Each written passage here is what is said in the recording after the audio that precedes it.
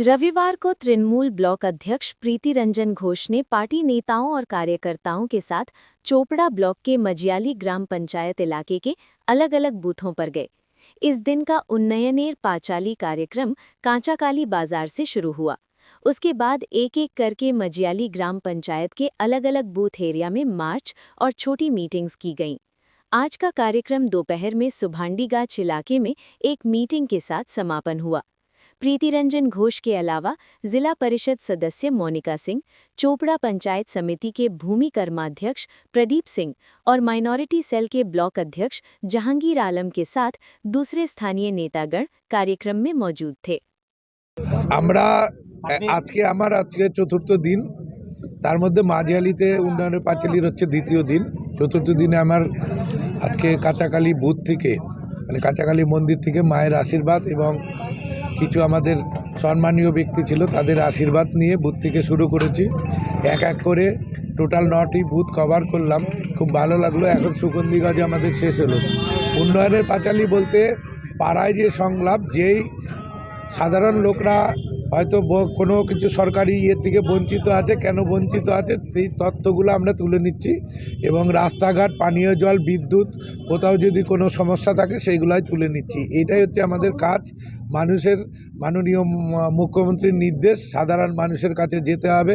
সাধারণ মানুষ সেই পরিষেবা পাচ্ছে কিনা, আমার মেম্বাররা সেই পরিষেবা দিচ্ছে কিনা, প্রধানরা পরিষেবা দিচ্ছে কিনা এবং আমার নেতৃত্ব যারা আছে তারা পরিষেবা দিচ্ছে কিনা, এটাই হচ্ছে উন্নয়নের পাঁচালী এবং হচ্ছে জনসংযোগের একটা যাত্রা সূচনা করেছেন।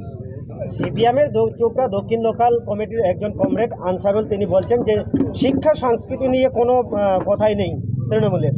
কে বলেছে? আপনারা দেখছেন স্কুল থেকে, আমি তো গেলাম এই পাশের স্কুল, 4টা বাচ্চা ছিল, জিজ্ঞাসা করলাম তাদের পড়াশোনা কেমন, তাদের কেমন, তাদের শিক্ষা। যে টিচারটা আছে সেও স্বনামধন্য টিচার, তার কাছেও বললাম যে কেমন পড়াশোনা করছে। তা আপনারা সামনে আমার সঙ্গে রিপোর্টার ছিল তো, তাকে জিজ্ঞাসা করেন।